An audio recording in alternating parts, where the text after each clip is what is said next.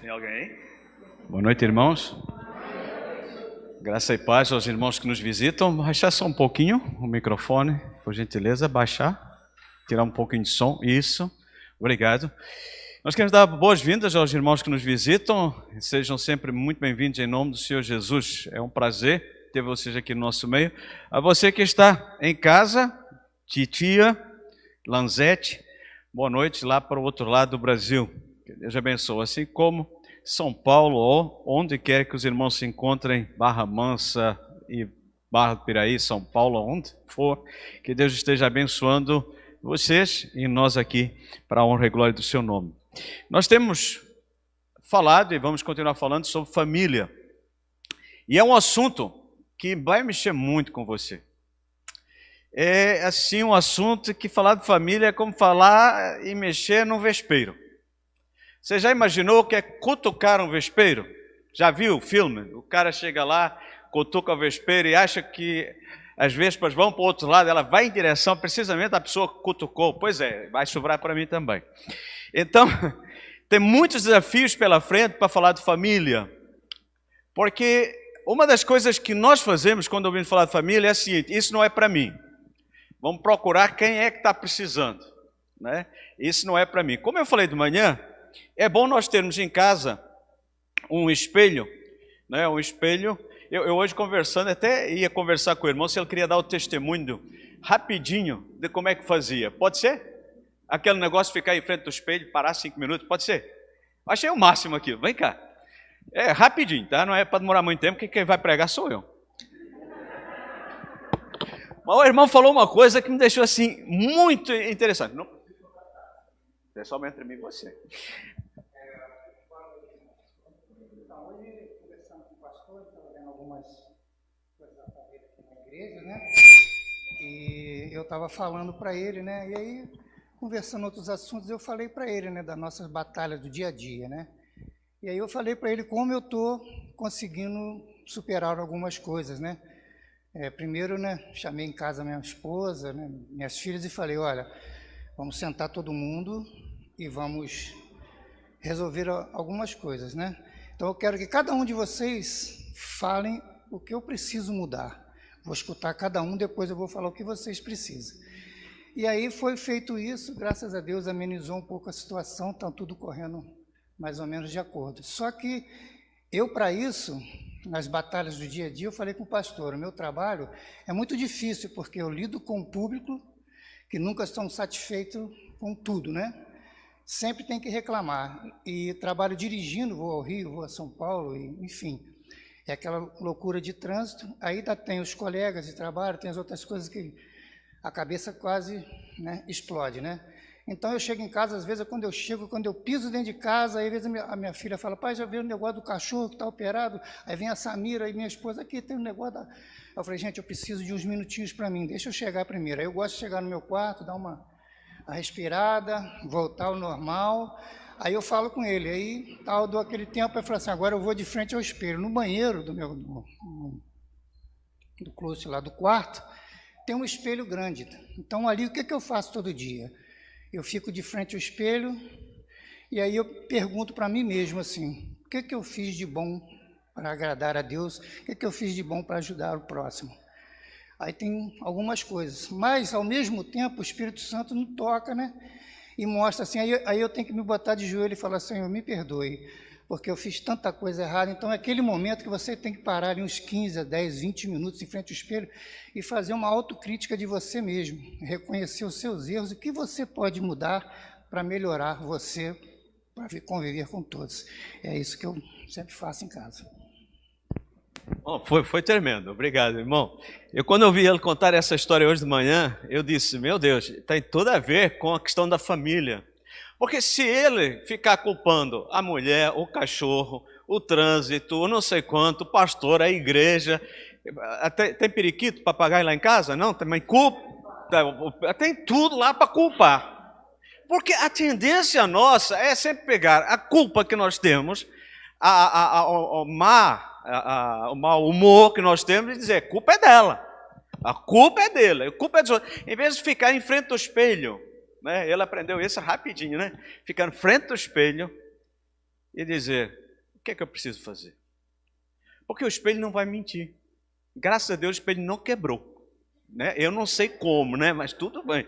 Fiquei feliz de saber que o espelho é bom, né? Então, assim, porque enfrenta o espelho ele, né? Não, brincadeira. Mas assim, quando nós falamos família, nós falamos da responsabilidade. Irmão, nós vamos tocar muito nisso. E eu vou dizer para você que está nos assistindo, para você que está aqui, você vai tentar fugir de várias formas. Por exemplo, nós vamos ter o jantar dos casais. Tem gente que vai fugir de ir. Vai inventar 1001 desculpa para não estar presente. Vai ter o curso de casais aqui na igreja, 6 semanas seguidas. Vai inventar desculpa para não estar presente. Vai arranjar desculpa. E isso aí chama-se mentir para si mesmo. Caramba, é pesado, né? Mas é verdade, porque não quer consertar. Porque se quisesse consertar, ia dizer assim, opa, está tendo um curso, vai trabalhar a família, vai fazer bem para mim, e eu estou à espera de que é de graça. No entanto, é capaz de pagar uma coisa qualquer para ter em casa, que não vai ajudar em nada, vai arranjar problema, e a pessoa vai investir naquilo. Mas não é capaz de investir um tempo e dizer assim, conscientemente, eu preciso de consertar o meu casamento. Mas vai fugir, vai arranjar desculpa para 1001 razões. Mas deixa eu dizer, meu irmão, eu não vou intimar ninguém. Eu já disse hoje de manhã, a responsabilidade é sua. Não adianta depois vir dizer, pastor, ora por mim, porque o casamento está errado. Meu irmão, eu só posso orar por quem está fazendo. Por quem não está fazendo, eu não posso fazer nada. Que oração eu vou fazer para uma pessoa que está resistindo constantemente ao Espírito Santo? Eu sou Deus para fazer mudança em alguém? Não existe essa de oração forte, não, meu irmão. A oração forte é o Espírito Santo que está em você, que você ouve, dá ouvidos ao Espírito Santo, e o Espírito Santo trabalha a sua vida para você mudar. Que é o que o irmão falou. Tem que ficar em frente ao espelho. É interessante, um dia ele disse para mim, pastor, não estou aguentando mais. Não estou aguentando igreja, não estou aguentando pastor, não estou aguentando mulher, não estou aguentando nada. Ele foi honesto, foi sincero, era verdade, ele não estava aguentando nada. Não é verdade, irmã?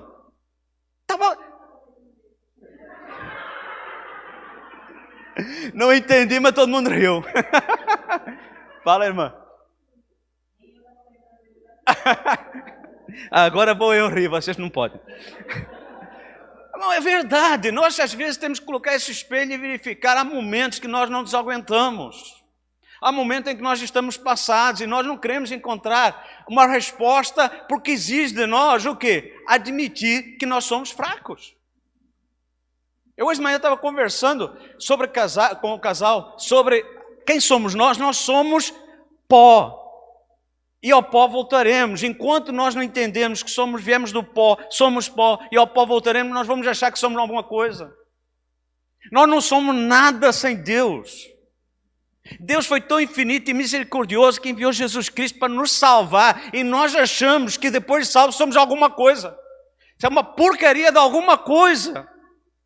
Porque no momento em que nós pensamos que somos o inimigo, que é nosso adversário, que anda à volta, quem pode se atragar, vai lançar uma rasteira, e sabe o que vai acontecer? Nós vamos cair, porque nós achamos que conseguimos resolver os nossos problemas. Não, eu posso, eu sou capaz. E nós frustramos constantemente. Nós desequilibramos constantemente. Precisamos de ter um espírito quebrantável. É isso que a palavra diz. Um espírito quebrantado, Deus não despreza. Aquele que admite, eu falho, eu erro. Estavam conversando sobre trabalho, pintar a igreja, colocar tinta na parede, e ele fala sobre o que acontece na alma dele. Isso chama-se trabalho espiritual. Quando Deus está trabalhando através até de uma obra da igreja. Mas é só para quem quer, meus irmãos. Não adianta forçar, que ninguém muda porque o pastor quer, porque nós queremos. O Ministério de Casais, ele não vai mudar a vida de ninguém. Eles vão transmitindo verdades fundamentais. Então, essas verdades fundamentais cada um coloca em prática. Hoje é dia do abraço. Ok, hoje é dia do abraço. Você já abraçou alguém? Ô Zé, peraí, calma. É só quando eu mandar. Agora, você já abraçou alguém? Ô, Camila, ainda não está na hora, Camila. Espera aí só um pouquinho. Já abraçou, né? Pois é. Tem como abraçar a sua esposa agora, irmão? Por quê? Não está aqui. Mas a sua esposa está aí. Dá um abraço agora. Olha, o Elianai está se aproveitando. Deixa eu dar aqui um abraço. Ô Zé, pode abraçar a esposa, não fica aí tão tímido. Agora sim, pode abraçar. Olha ali, o Paulo ficou coçando a careca porque a esposa foi lá para cima trabalhar. Ele disse assim, o pastor aproveitou que ela foi embora para falar sobre isso. Mas deixa eu dizer uma coisa, só é possível abraçar quando o outro está junto. Deus quer mudar e transformar a nossa vida, mas Ele faz a parte dele e nós temos que fazer a nossa. Como é que eu vou abraçar minha esposa se eu continuar aqui em cima e ela lá embaixo? Não tem como. E muita gente quer mudar, quer a trajetória da sua vida, dizendo, Senhor, muda-me. E o Senhor dizendo, tá aí, muda. Ah, Senhor, muda-me. A oração mais, assim, falta de entendimento é pedir para Deus mudá-lo. Deus não muda quem quer mudar pedindo a Deus que o mude. Deus ajuda quem faz por onde, admitindo aonde precisa mudar. Então, nesses dias difíceis, nesses dias em que a mídia tem bombardeado a família, tem desequilibrado a estrutura familiar, nós precisamos ter consciência disso. Precisamos ter consciência que foi Deus quem criou a família, estruturou a família e decretou como é que era a família. Então, se nós queremos ter famílias bem-sucedidas em tempos de crise, desafios da família cristã em tempos de crise, como ter esse equilíbrio? Nós vamos ser perfeitos? Não. Nós vamos estar... Eu estou fazendo um doutorando em família. Estou casado há 26 anos. Olha, está difícil concluir esse doutorando, porque diz que até que a morte os separe. Só vai terminar daqui por muitos anos. É um doutorando. Vai doutorando, porque nunca vai conseguir terminar essa tese. Por quanto mais eu escrevo, mais eu preciso de rever os conceitos daquilo que eu fiz.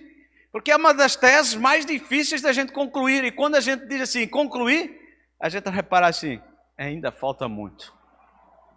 Falar sobre família, sobre casamento, sobre tudo isso, irmãos, nós vamos passar o resto da vida falando sobre isso e vai continuar tendo problemas, dificuldades. Sabe por quê?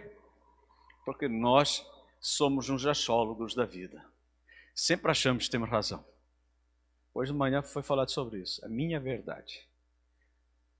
O que eu penso é muito mais importante e melhor do que o que ela pensa.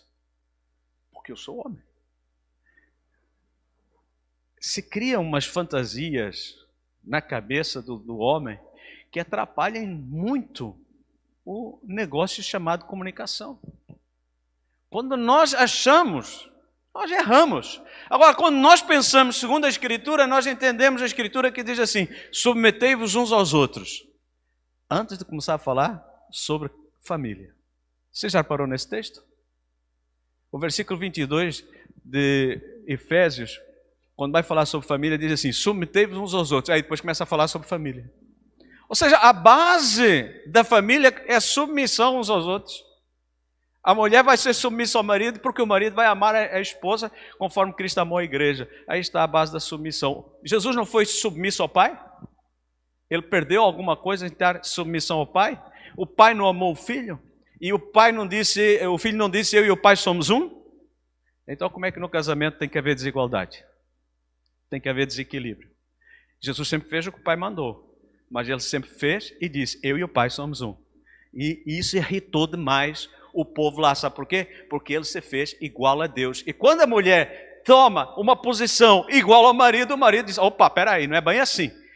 Está errado. Olha o exemplo de Cristo, a igreja, Cristo e Cristo Pai. Você vai entender como é que é o nosso relacionamento. Mas é difícil nós mudarmos um pouco a nossa genética, né? Nós fomos criados assim. Quando Jesus foi inquirido sobre o facto da família, ele disse, por esta razão o homem deixará seu pai e sua mãe, se unirá à sua mulher, e os dois se tornarão uma só carne. E ele termina dizendo que Deus juntou, não separa o homem. Ou seja, desde o princípio, quem criou o casamento foi Deus, Pai, Deus Filho, Deus Espírito Santo. Quem determina como é que ele tem que ser, Jesus determinou, né? É um homem e uma mulher. Apesar de nós termos muitas coisas por aí esquisitas, nós temos um homem e uma mulher, correto?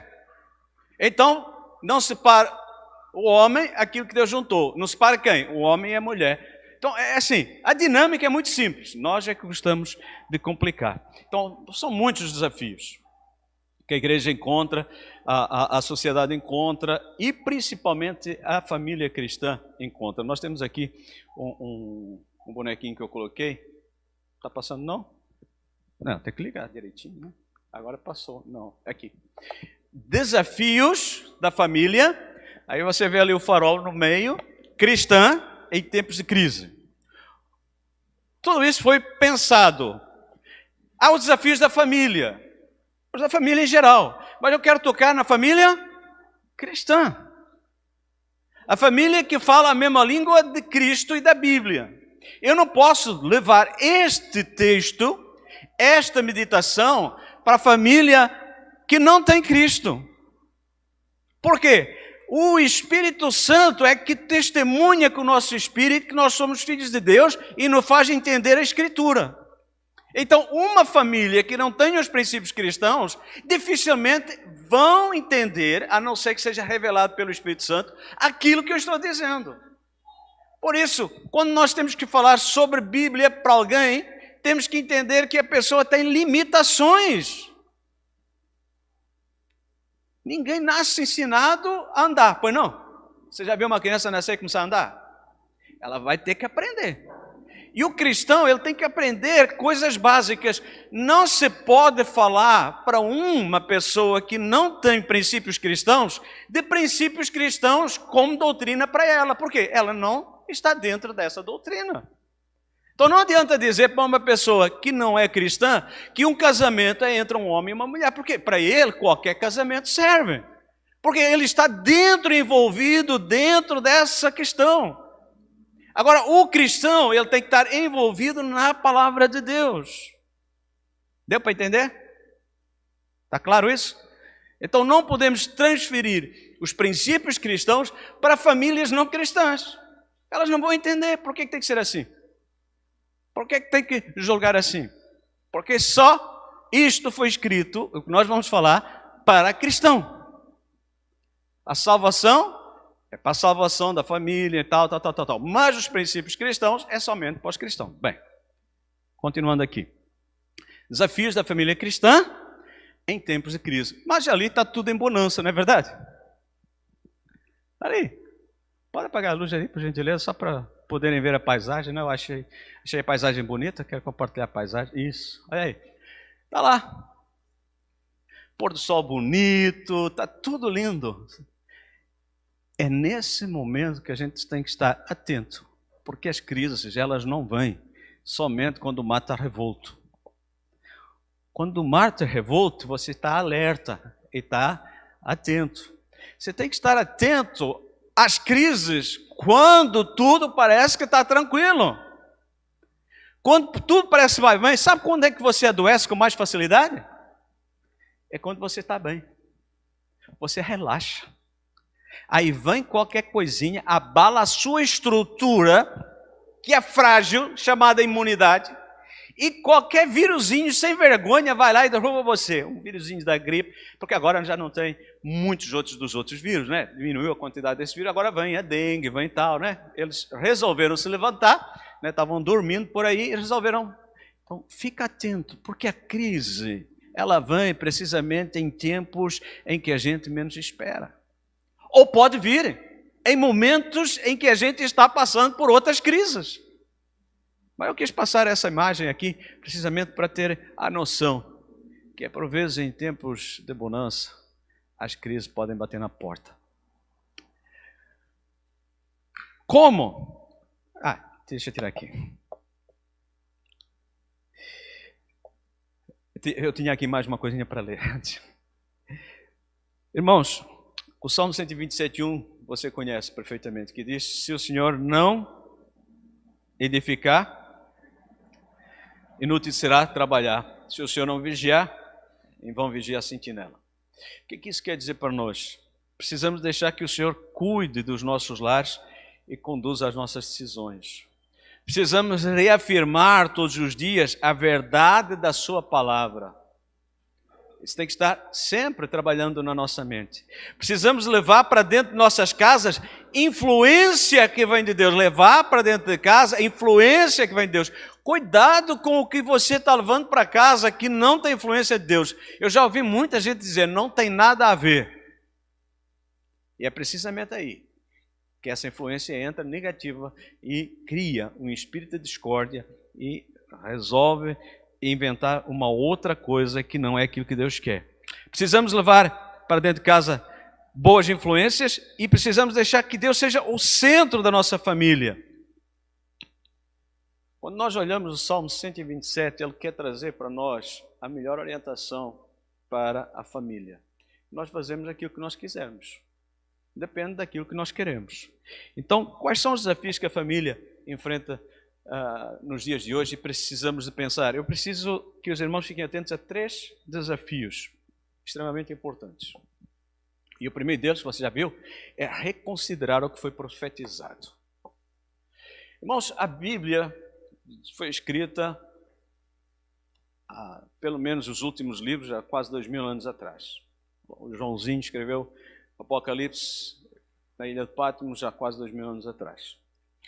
E uma das cartas também de Paulo, que foi escrita por esse tempo, ela traz exortações, alertas profundos, que nós precisamos de repensar, reler, para saber o que está acontecendo conosco. Vamos ler juntos? Você consegue ler aí? O óculosinho está bom, Antônio? Dá para ler? Olha aí.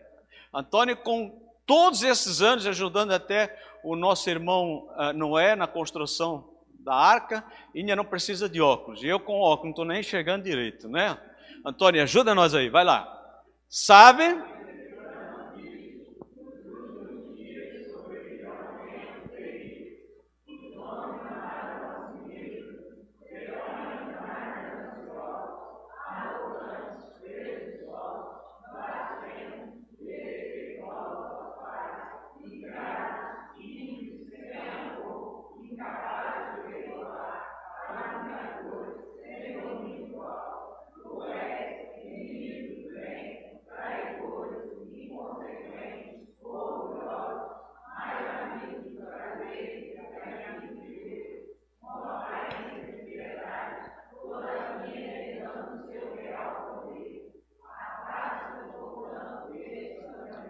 Uau! Olha, mãe aí. Paulo escrevendo para Timóteo. Timóteo, pastor jovem, numa igreja de Éfeso, ele recebe esta recomendação. E o apóstolo Paulo foi bem enfático. Sabe, entretanto, disso, ou seja, fica atento àquilo que está acontecendo, rapaz. O negócio está feio. E não é que iria acontecer neste tempo agora. Começou naquele tempo já. Tá? Os últimos tempos começaram no tempo do apóstolo Paulo. Ou melhor, no tempo em que o Espírito Santo desceu no Pentecostes, começaram os últimos tempos a acontecer. Tem 2000 anos que está acontecendo nos últimos tempos. E só tem aumentado essa realidade. Parece que hoje nós podíamos olhar para um jornal nacional, para um documentário e ver tudo isso aí. Olha bem, os últimos dias sobrevirão tempos terríveis. O que nós vemos hoje? Quem ficou a par da notícia que aconteceu em Barra Mansa? Ônibus queimado, rua fechada, a polícia amedrontada, porque não era nada com eles, mas eles ficaram com medo. Você pensa que o policial também não tem medo? Porque não sabe o que vai acontecer ali. Eles vão se expor. Que coisa mais doida. Nós víamos isso acontecer no Rio, dizendo assim, está lá no Rio. Não, está aqui em Barra Mansa. E pode acontecer aqui nessa cidade. E pode acontecer em outra cidade pacata. Sabe por quê? Porque os dias são terríveis, os homens amarão a si mesmo. Eles são gananciosos, nunca vimos tanta ganância, irmãos. Estamos perto das eleições e os gananciosos vão aparecer aí de toda a forma. Arrogantes, presunçosos, blasfemos, respeitosos. Aqui aparece precisamente aos pais. Nunca se viu tanta falta de respeito para com a família. E isso se agrava porque os pais cada vez menos têm olhado para a Escritura de como criar os seus filhos nos caminhos do Senhor. Os pais estão negligenciando as Escrituras em relação àquilo que deve ser a educação cristã. Na Noruega, um país de primeiro mundo, segundo eles, para mim um país muito atrasado, tiraram 5 crianças de um casal porque eles eram muito cristãos. E eles ensinavam as crianças dentro do cristianismo.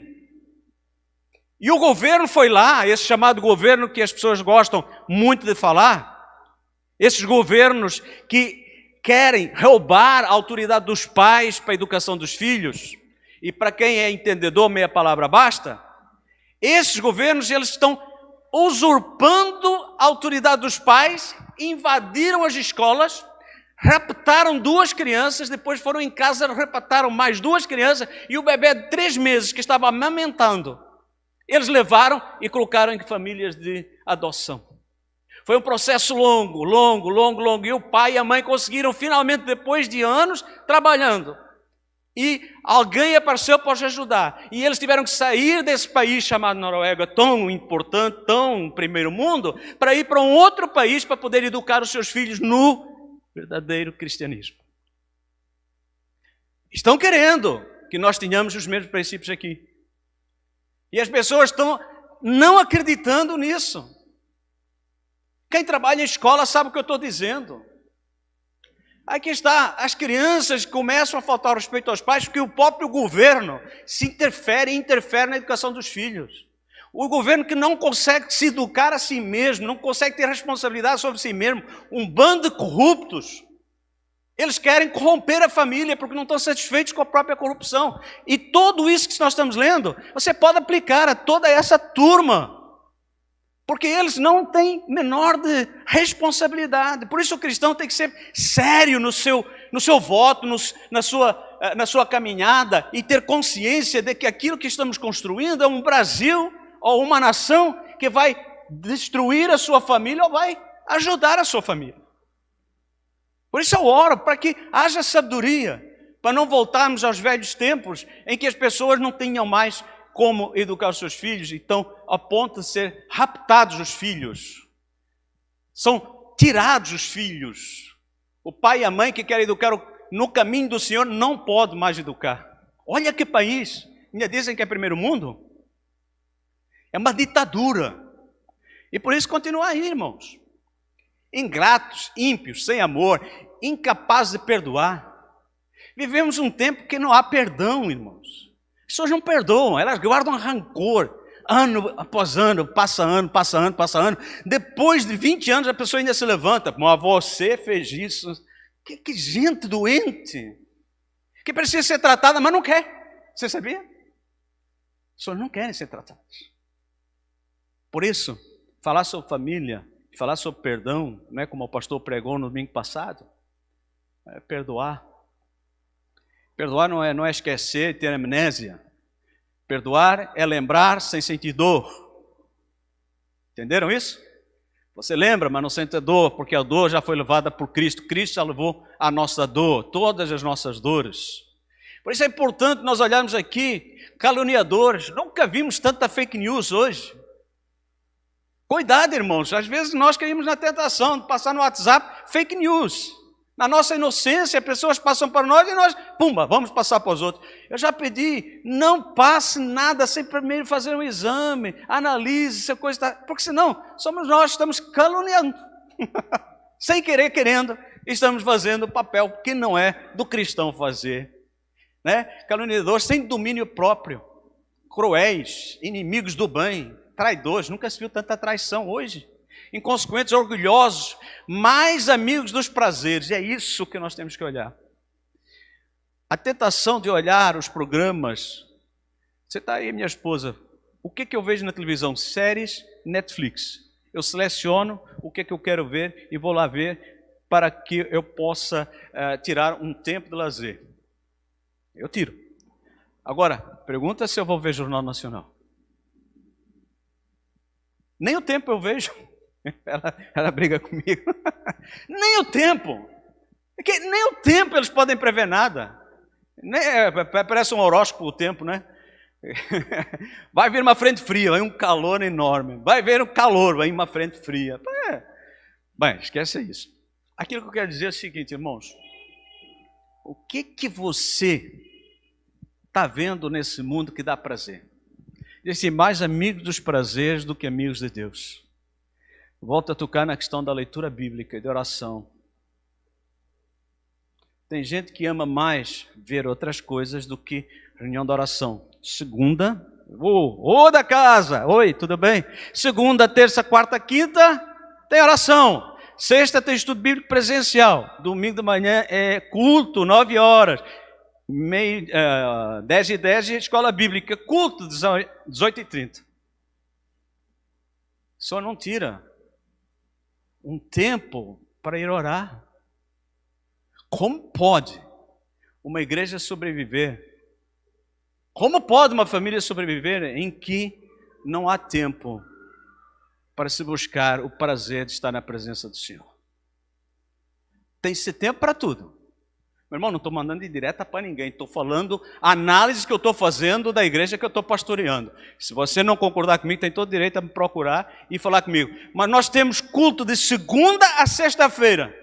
E ainda temos EBD no domingo que é transmitida, não gravada, transmitida. Mesmo assim, tem pessoa que não abre para ver. Por quê? Porque ela tem mais prazer nas coisas que são desse mundo do que tem prazer nas coisas de Deus. Pastor, como é que pode falar isso? Porque é simples. Se você tiver prazer nas coisas de Deus, você vai buscar as coisas de Deus. Se você tem prazer em estar na presença do Senhor, você vai fazer todo o sacrifício para estar no culto. E não é só ficar no online, é ir no presencial. Sempre que possível estar no presencial, sempre possível estar presente. Por quê? Porque é na comunhão dos santos que ali Deus ordena a bênção. Mas nós temos prazer para fazer tudo e mais alguma coisa. É tempo sério. Você vai ser responsável pela sua família. Um dia você vai chegar na presença do Senhor e não vai estar lá o pastor para dar conta de você, não. O pastor está aqui tentando ajudar, tentando mostrar o caminho pelo qual você deve andar, que é o caminho do Senhor, mas eu não posso obrigar ninguém. Eu estou dizendo, irmão, abre o seu coração e entenda que Deus está dando uma oportunidade ainda, enquanto é tempo. Deus quer abençoar a igreja. Deus quer abençoar a família, mas não podemos receber a bênção se nós não buscamos. Por isso é que ele diz, buscar-me-eis e me achareis, quando buscar de todo o coração. Não é quando sobra tempo que eu vou no culto, quando sobra tempo que eu vou na oração. Eu tenho que tirar tempo, eu tenho que colocar uma agenda, eu tenho que colocar um tempo sério. Por quê? Eu não faço isso com as minhas refeições. As minhas refeições eu vou lá e como, não é verdade? Todo mundo está comendo as refeiçõezinhas direito. Então o espírito precisa ser alimentado, meu irmão. Mais tarde ou mais cedo as consequências vêm.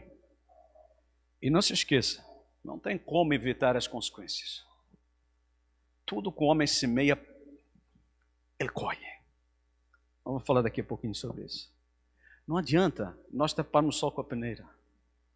É preciso reconsiderar o que foi profetizado. Foi profetizado isso, precisamos de abrir os nossos olhos. E veja a última frase. O que diz a última frase? Não é o pastor Eusébio que está dizendo. É Paulo a Timóteo, inspirado pelo Espírito Santo. Ele diz, afasta-te, portanto, também desses, afasta-te. Tem gente que não se afasta do mundo de jeito nenhum. Convive, que é uma maravilha com o mundo. Navega nos oceanos do mundo, está aí, vivendo nos oceanos do mundo, esquecendo que há precisamente o mandamento do Senhor. Para a gente se afastar daquilo que contamina o homem. Pastor, como é que a gente evangeliza? Você não precisa de andar no mundo para evangelizar ninguém.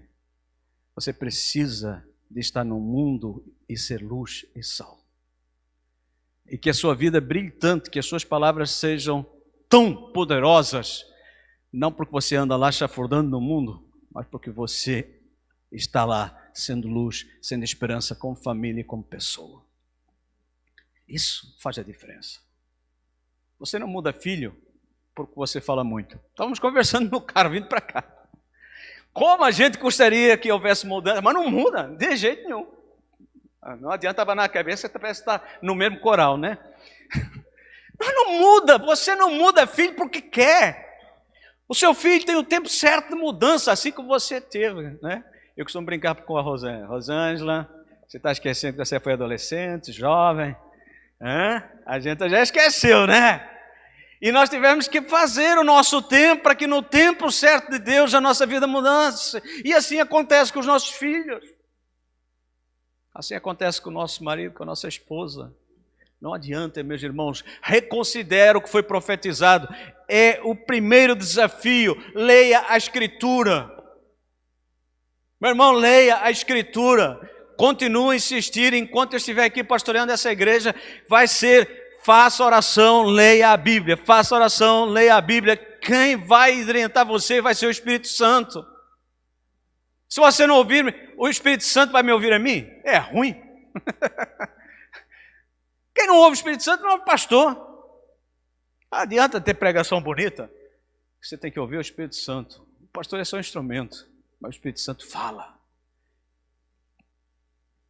Olha bem o que ele disse: se o meu povo, que se chama pelo meu nome, se humilhar, orar, buscar a minha face, se converter dos seus maus caminhos.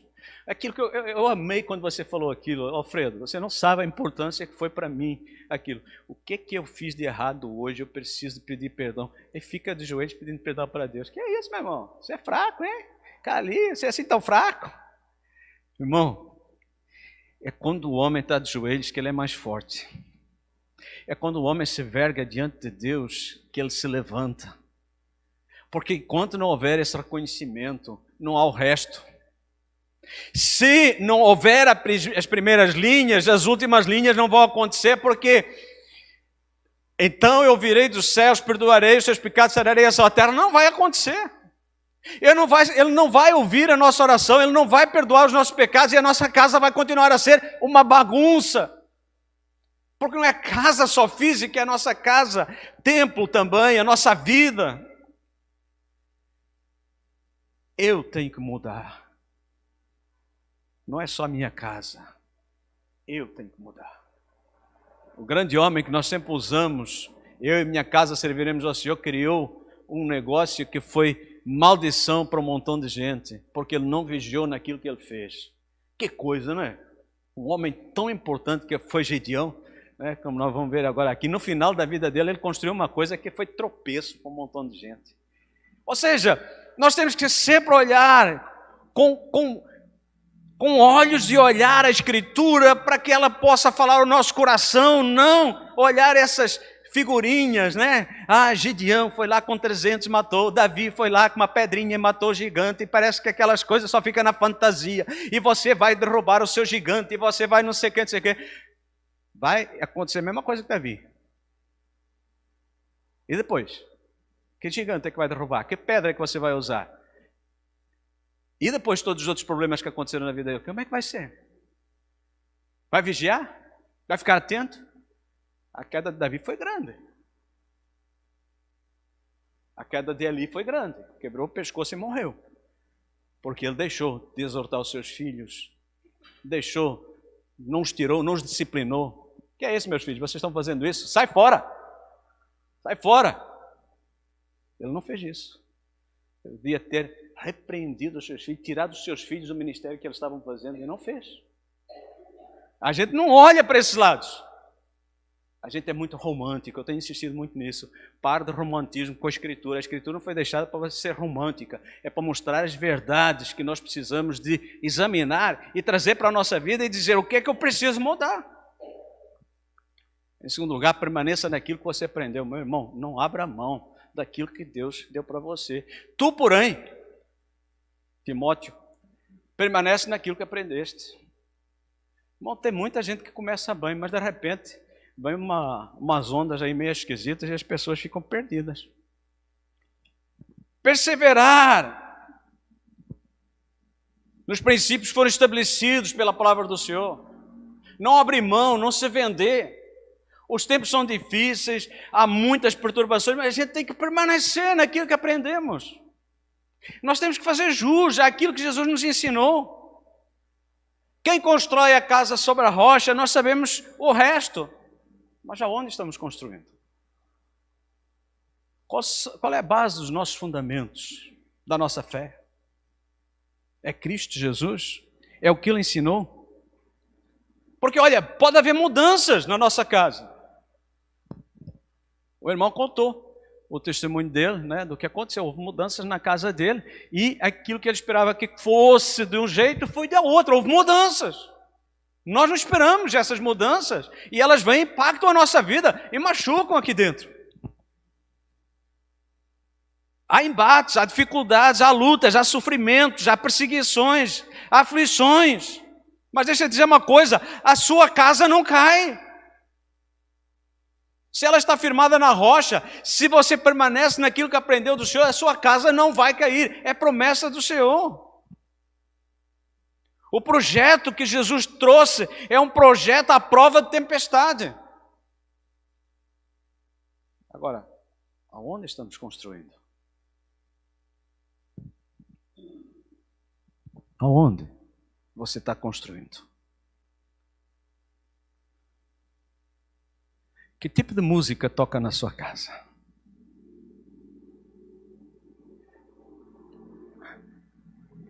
Que tipo de histórias você conta para os seus filhos?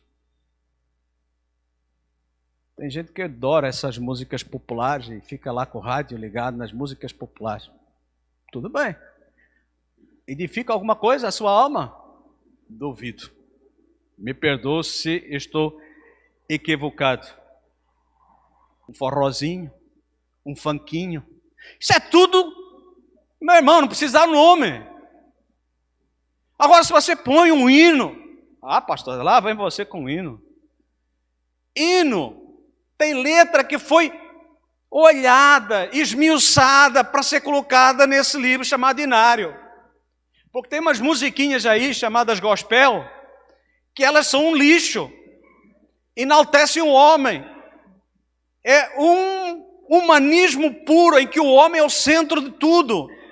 E as pessoas ficam até chorando com essas músicas, mas não esmiuçam até olhar na palavra se aquilo é verdade ou não. Nunca se precisou tanto de ser criterioso naquilo que estamos fazendo, porque nós estamos plantando uma semente que vai germinar. Qual é a semente que vai germinar amanhã, em sua casa e na igreja? Qual a igreja que nós estamos construindo? É fruto das famílias que nós estamos edificando. Meu irmão, não tem nada se a pessoa vai num show, Zé de Camargo, quem quer que seja. Não tem problema nenhum, você pode assistir qualquer show.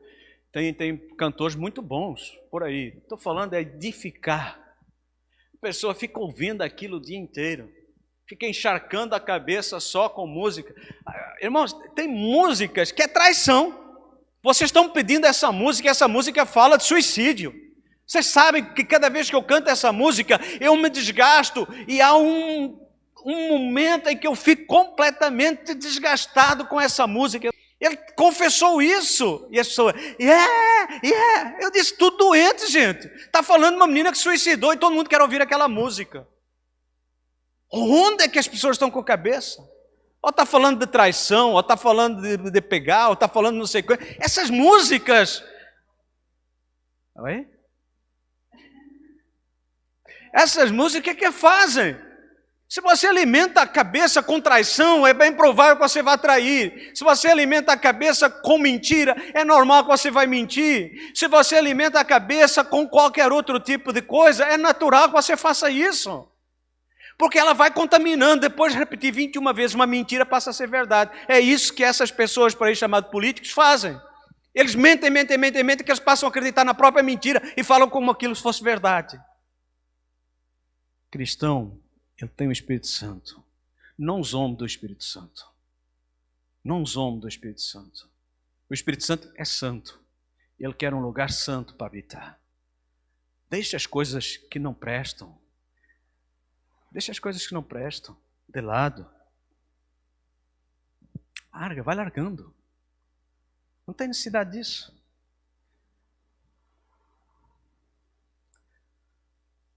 Deus nos deixou o modelo bíblico de família como ideal. O resto é resto. O modelo bíblico que Deus deixou é precisamente para mostrar para as pessoas que a família é um projeto de Deus. O inimigo vai tentar destruir. E nunca vimos. Eu estou estudando isso, a gente fica até com nojo. Até com nojo daquilo que a gente ouve. Como as pessoas amaldiçoam a família. As pessoas querem acabar com a família. Eles estão minando a cabeça dos alunos na tentativa de fazer com que eles acreditem que qualquer gênero de família é o ideal, menos a patriarcal. Aquela que Deus instituiu. Eles querem destruir a família. Isso aí é um espírito que opera nos filhos da desobediência. Espírito maligno, temos que estar atentos. É isso que eles estão incutindo de tal forma que as igrejas estão escacarando e já não tem mais noção do que fazer. Meu irmão, tem igreja batista que está perdida nesse antro que já não sabe mais o que fazer. Mas enquanto Deus permitir e eu estiver aqui, e você estiver aqui, que você vai me ajudar nisso, nós sempre vamos falar sobre a Bíblia, a palavra de Deus, casamento que é feito por um homem e uma mulher. Se você está ouvindo isso e não está gostando, problema seu, não estou nem aí. Porque a verdade é o que a Bíblia diz, não o que você gosta ou o que você não gosta. A verdade é essa. E diz mais, não se conforme com este mundo. Não se conforme com o modelo de vida oferecido pelo Deus deste mundo. O Deus deste mundo é o diabo. Deus deste século é o diabo. E a palavra de Deus diz, não se conforme com este mundo. Agora eu não vou deixar de falar a verdade. Eu não estou aqui para agradar os sentimentos humanos. Estou aqui para agradar a Deus. Tem gente que não gosta. Volto a dizer, meu irmão, sinto muito, mas vou continuar falando isso. Diz na Escritura, não sede conformados com este mundo, mas ser transformados pela renovação do vosso entendimento. De onde é que foi essa renovação? Experimentando a boa, agradável e perfeita vontade de Deus. Qual é a boa, perfeita e agradável vontade de Deus? É um casamento saudável segundo os seus padrões. Só existe uma forma de casamento. E se nós queremos ter sucesso no nosso casamento, temos que nos pautar na palavra do Senhor. Para vocês verem como é que esse mundo está. Como é que o humanismo está tomando conta do coração do ser humano.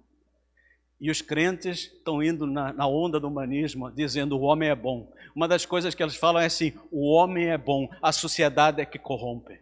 O homem é mau e a sociedade onde se manifesta o homem mau. Não tem homem bom. Se tivesse algum homem bom, o bom Cristo teria vindo à terra para morrer por esse homem bom. Não precisava. Nós às vezes perdemos a noção de que se alguma coisa boa nós podemos fazer é pela graça infinita de Cristo Jesus. Nós temos que trabalhar muito a nossa mente para não ficarmos achando que conseguimos alguma coisa, porque um dia vai bater na porta do céu. E é uma coisa interessante, o céu é de quem? É do Senhor. As normas para entrar no céu, quem as deu? O Senhor. Aí você pensa que pode entrar na casa de Deus e dizer assim, Senhor, abre a porta do céu porque eu vou entrar. Vai entrar por quê? Você não obedeceu a nada que eu mandei. Você não cumpriu com nada que eu mandei. Você vai entrar no meu céu, está condenado para o inferno. Meu Deus, Deus é bom, como é que vai condenar um ser humano para o inferno?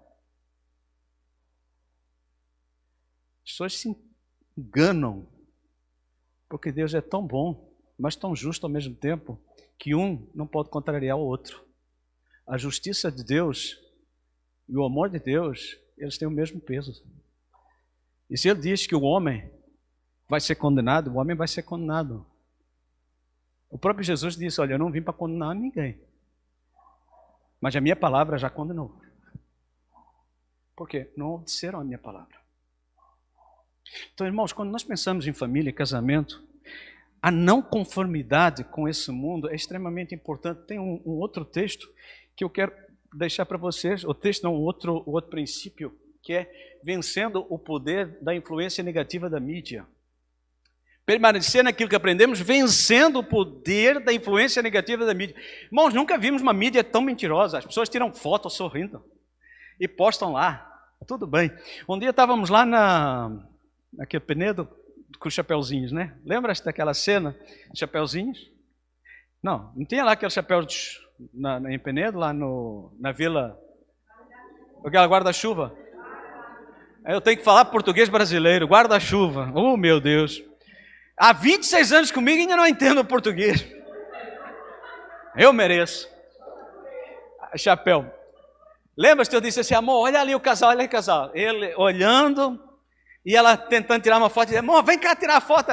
E ele foi lá, tirou a foto e foi embora. E ela postando a foto como se estivesse andando lá no Penedo. Eu disse, está vendo aí, olha, a mentirada da mídia.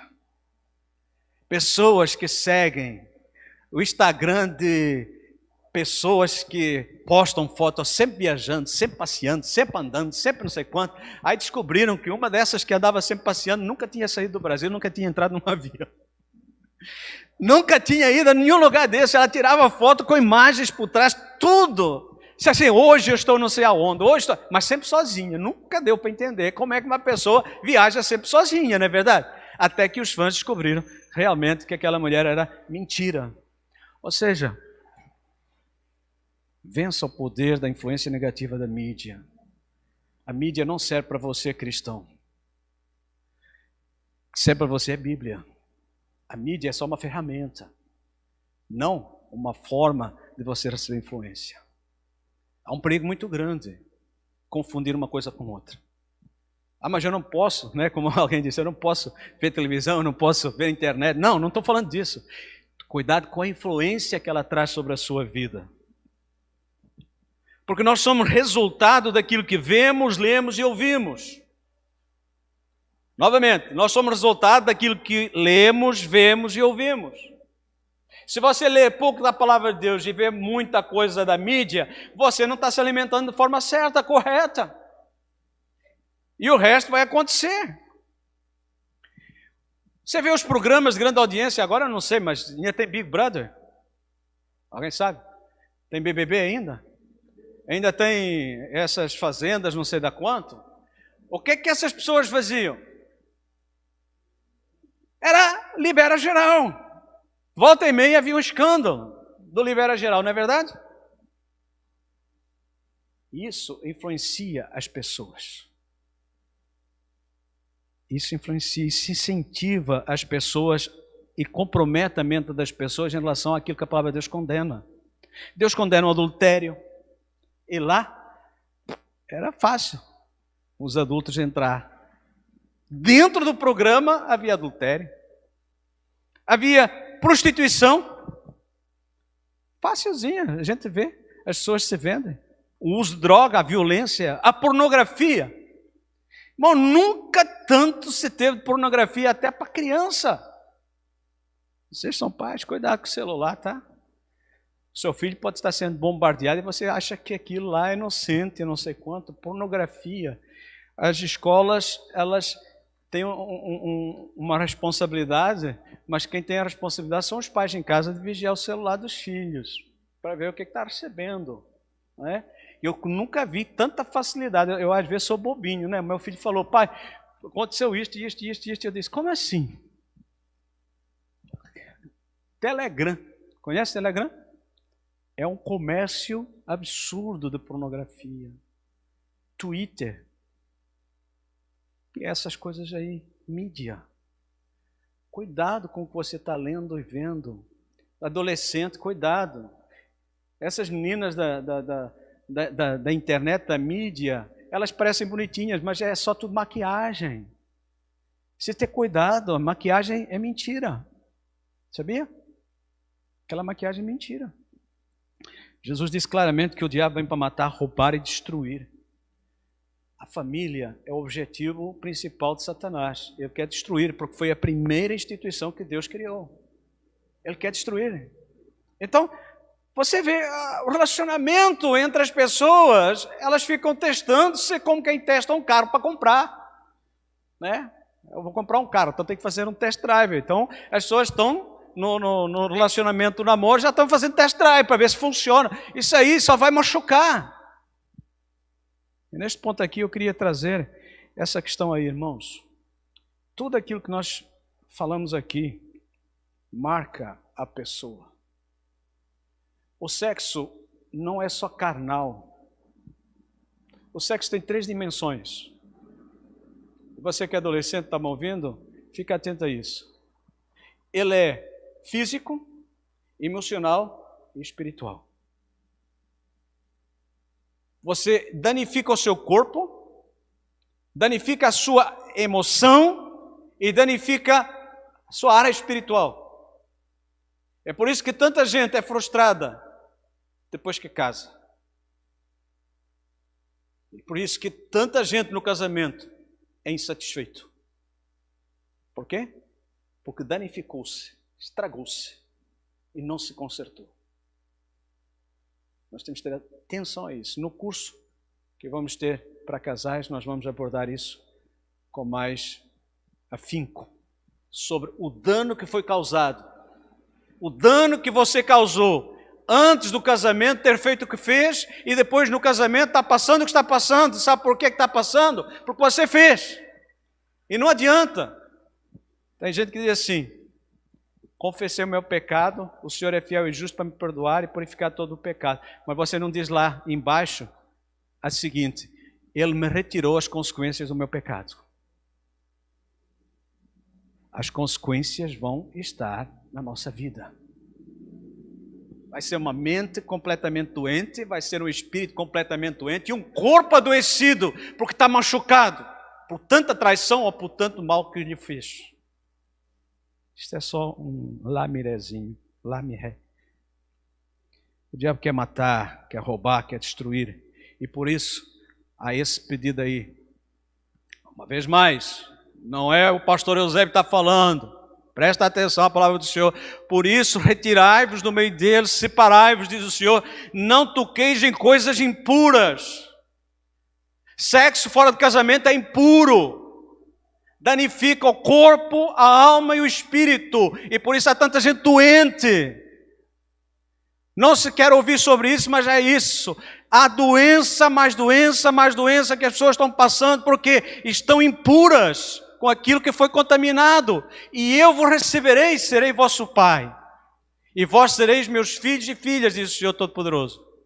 Tendo, pois, ó amado, tais promessas, purifiquemo-nos. Olha a importância de haver uma purificação. Como é que se faz essa purificação?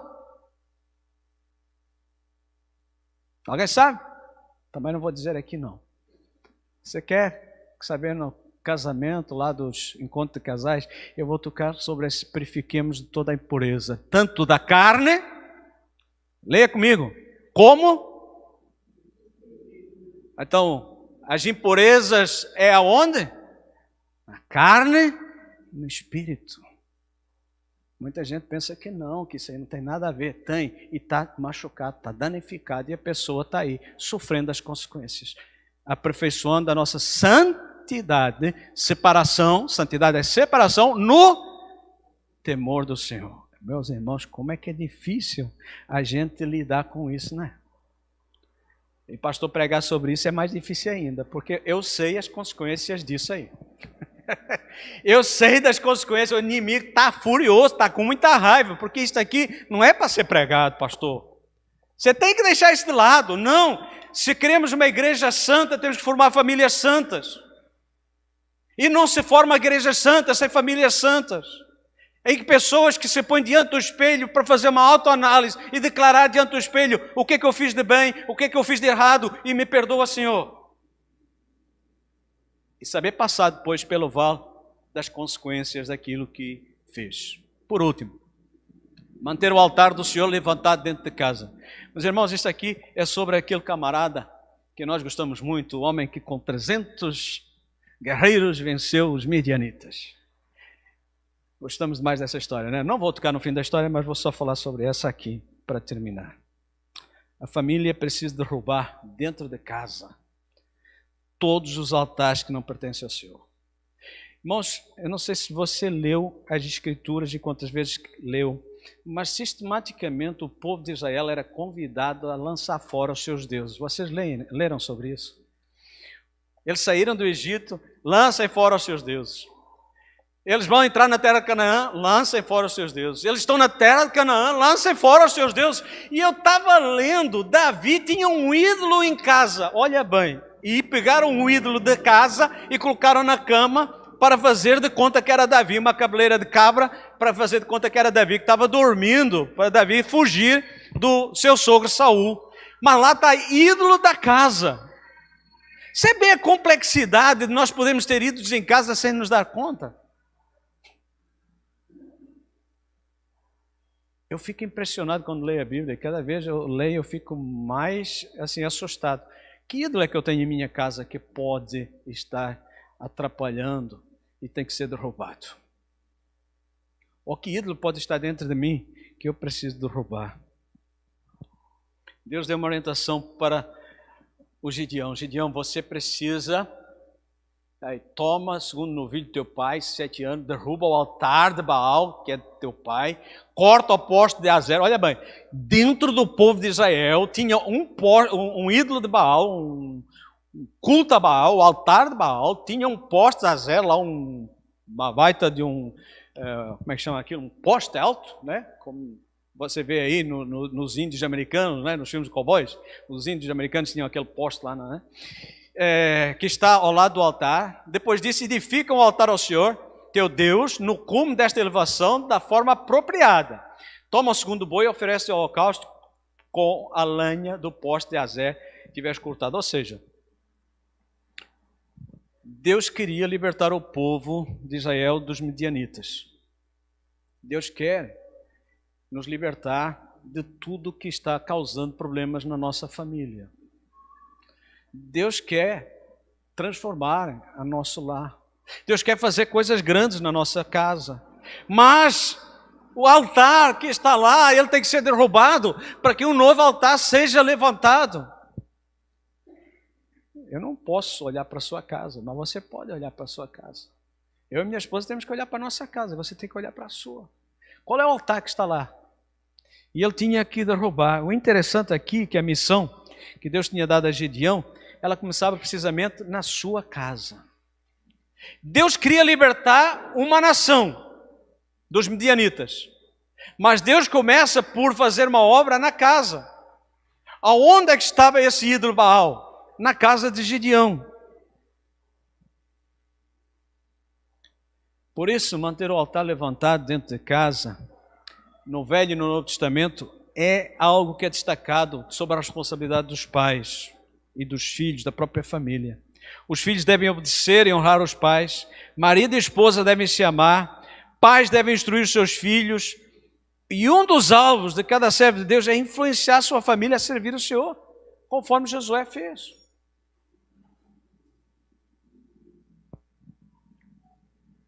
Irmão, pensa comigo, Deus quer fazer uma obra, e Ele pede para nós fazermos algo.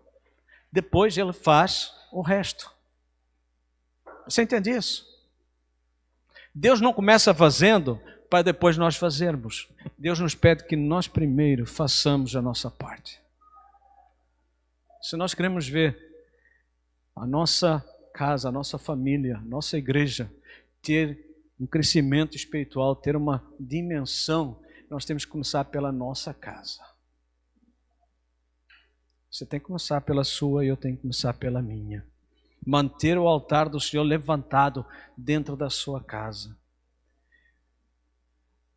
Então, essa consideração que eu queria fazer, terminando com essa reflexão.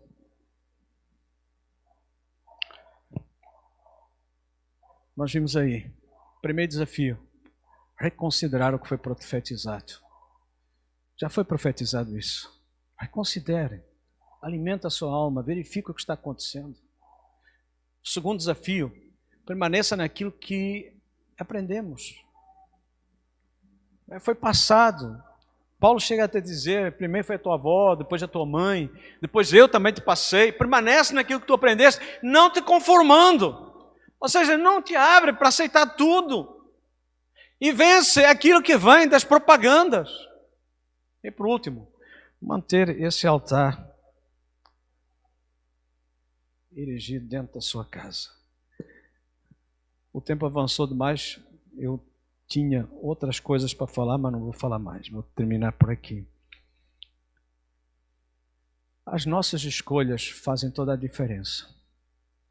Eu não trouxe uma palavra para trazer medo, ansiedade, não trouxe uma palavra para causar angústia, no sentido de, meu Deus, e agora acabou tudo, não, mas uma palavra de desafio. São 3 desafios. Só você e a sua casa podem ter essa avaliação. O irmão também colocou, sentou todo mundo, foi isso? Falem, vamos falar, o que precisa mudar? Eu disse, foi um perigo, não é?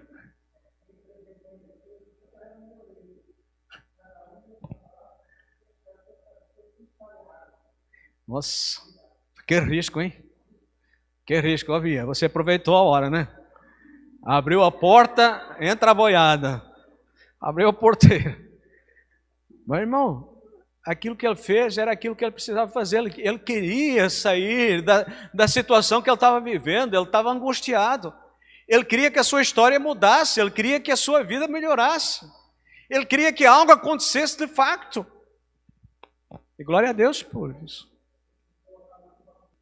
Então, para os irmãos que estão em casa e não ouviram, o que o irmão Alfredo falou foi que tem que partir da pessoa a autoanálise para a mudança, em que ele aceita a crítica dos outros, dizendo aonde ele está errando. Que risco, hein, Alfredo? Está todo mundo vivendo em paz lá em casa? Tá? Que bom, né? Você segurou o papagaio, o periquito, tudo lá, né? Irmãos, essa é a história do Alfredo. É o exemplo, é o testemunho dele. E quanto a testemunhos, ninguém pode levantar dúvidas. Até a esposa está ali do lado. Então, é esse desafio que eu queria deixar. Estamos no mês da família, que é mês de maio, junho e julho. Nós vamos estar aí trabalhando isso. Pense, o que você pode mudar na sua história? Quais são os desafios? Reconsiderar o que foi profetizado. Leia a Bíblia! Permaneça naquilo que aprendeu, não abra mão. E mantenha o seu altar levantado. Não esqueça da oração, não esqueça da leitura bíblica. Esse é o altar em sua casa que precisa ser constantemente alimentado. Amém? Vamos orar. Pai, diante de Ti nos colocamos sabendo que tudo aquilo que foi dito só pode ser aplicado através do Teu Espírito. Nós não temos condições nenhumas, ó Deus, de alterar o processo em ninguém. E longe de mim, tentar mudar quem quer que seja, a não ser pregar a Tua palavra. E por isso eu te peço em nome do Senhor Jesus, a começar em minha casa, quebranta os nossos corações.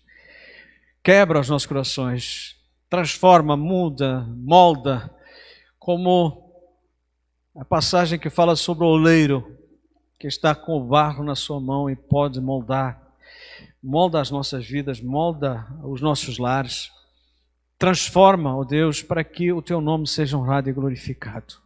Ajuda a cada família presente, aquelas que estão através do online, para que elas entendam, ó Deus, de que há uma necessidade de tomar-se iniciativa. O Senhor mesmo nos desafia a ser pessoas que têm iniciativa, que saem em busca. O Senhor nos diz claramente para nós buscarmos, que nós vamos achar, para nós batermos, que vai ser aberto. Por amor do Teu nome, Senhor, ensina-nos esses detalhes e ajuda-nos a permanecer. Sabemos que as lutas, elas são constantes, mas a vitória também vem do Senhor. Por isso nós Te glorificamos e Te pedimos essas bênçãos no precioso nome do Senhor Jesus. Amém. Amém. Amém, queridos. Nós estamos terminando aqui. Obrigado pela sua presença. Se essa mensagem tocou a sua vida, foi importante, Passe para frente, se o YouTube não derrubar, não é? A censura não derrubar, mas lance para frente, passe para outras pessoas e se elas não gostarem também, manda conversar com o pastor, que eu estou aqui para conversar com quem quer que seja, tá bom? Que a graça do nosso Senhor e Salvador Jesus Cristo, o amor de Deus, o nosso Pai, a comunhão do Espírito Santo seja com a sua casa, a sua família, a sua semana, hoje e para sempre. Amém, amém. Amém. Uma boa semana para você que nos assistiu, a você que esteve aqui presente. Deus abençoe. Amém.